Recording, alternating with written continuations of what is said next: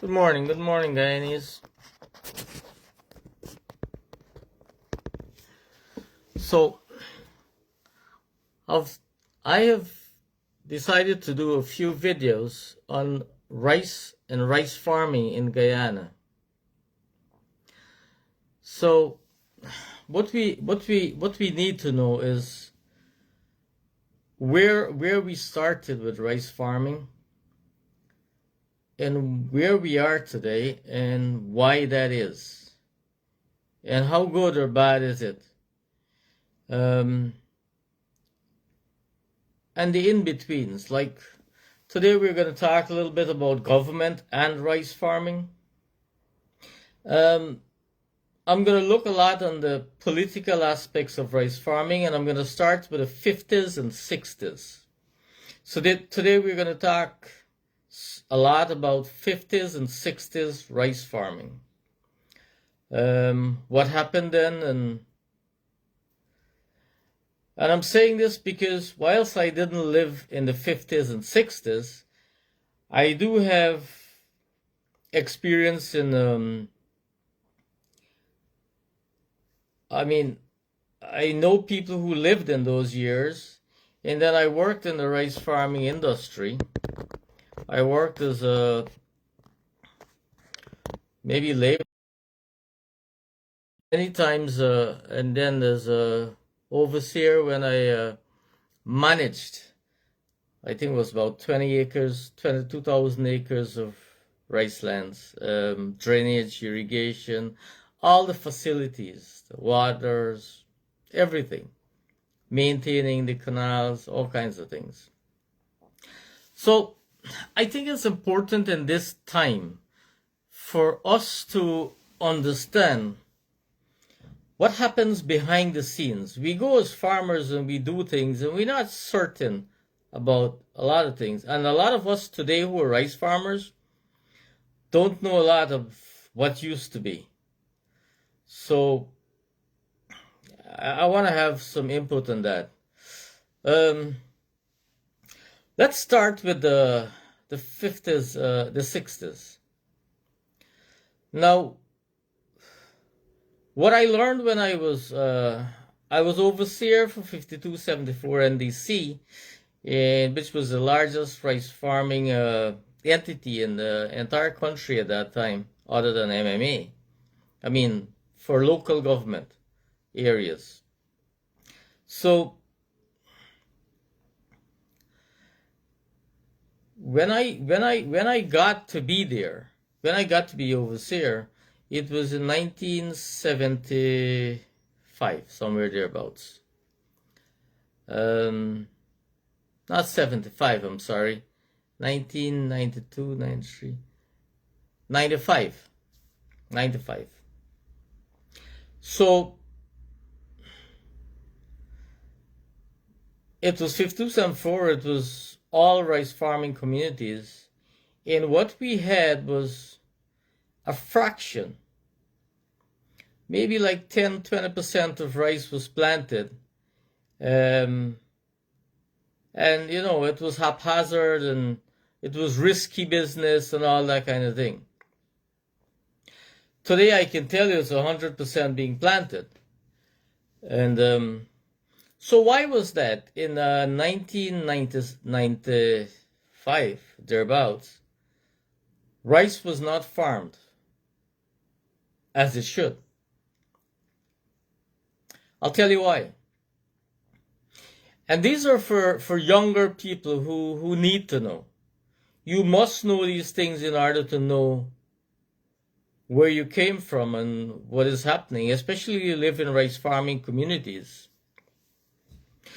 I must also recognize that in those days, even the schemes that now are remade, and which was redone in about 15 years ago or so, 10-15 years ago, even those schemes were there in the 60s, but were not there in the 70s, 80s, and early 90s. So it's 20-something years of something that should work, that is working now, didn't work then. And we need to understand why it didn't work.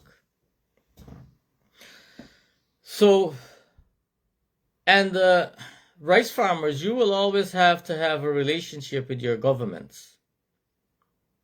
Governments and rice seems to have either a positive or negative impact on rice farming.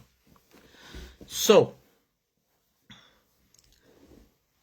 the waterways. When I got to be overseer, I remember Blackbush. Those were areas I traversed. Blackbush Polder, 5274. The waterways were not waterways. They were places to graze cow inside, cow and cattle. It was best for that because they were all green with grass. And that's how that was. The drainage was very limited because the waterways couldn't take out the water, and the irrigation was non-existent because the pumps, for some reason, they're broken 90% of the time. And there's so much more to that I want to discuss later as to why all these things happened. So, why didn't these waterways get managed? Why weren't things happening the way they should have happened? So, and it all boils down to the interactive between the government and the farmers. And this is a very educational video, and I would like all you guys to share it. Because the government is responsible, the way it is designed, is the central government is responsible, or the Ministry of Agriculture is responsible for the operation of the major infrastructure. That is the main canals, the main irrigation canals, the main drainage canals, and the pumps. In those days, we didn't have any drainage pumps, and that's the next issue. So, we didn't have drainage pumps. We didn't need drainage pumps. And it was designed that way. And then we had situation where the local authorities could not afford to clean the trenches, could not afford the equipment, the machinery, the entire infrastructure was not working. And in those days, it was the PNC government. And it was Burnham. And for many reasons, which I don't know a lot of them, rice was not progressing. It could have been politics to some extent, like, the Burnham government, the PPP government, the PPP party encourages farmers not to plant rice. I heard things like that. Some farmers went ahead and planted rice because they were invested in it. But then it was so much of a struggle. You had a struggle with cattle, you had a struggle with drainage because you couldn't get water in time. You couldn't get water drained in time, so you had flooded fields when you needed dry fields. Then for irrigation, you couldn't get any water 90% of the time. And it was like you depended on rainfall and you got a crop. So a lot of people planted maybe one time a year in the rain season and hoped for the best. And it was very risky, very, very risky. In the hearts of every rice farmer, they know the risk it takes to farm rice. Why am I saying all this? I'm saying all this because rice has been impacted by government. And I want to mention this also, that rice is a primary source of revenue for Guyana in those days.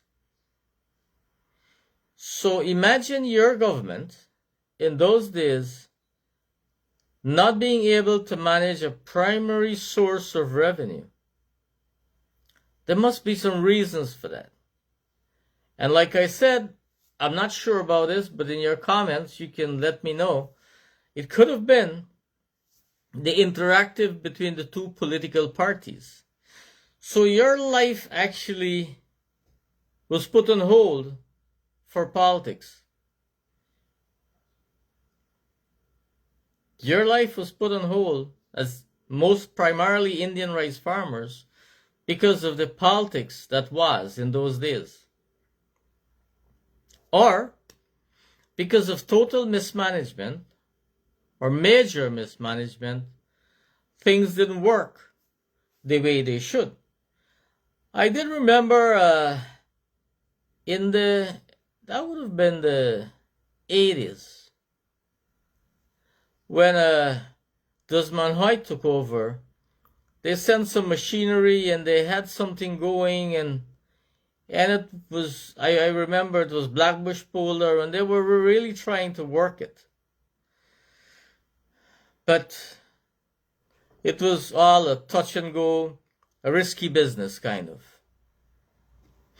So in my next videos, I'm gonna explain to you what happened in the 80s and the 90s with rice, and what worked differently, and what was then and what could have been, and how our governments actually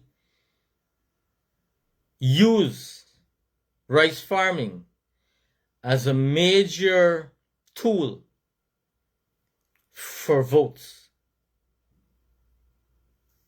major tool for the benefit of that government. And it's not going to be easy to figure it out right now, but it will be as soon as we get to where we need to get. And very shortly, I'm going to allow that video to come on stream.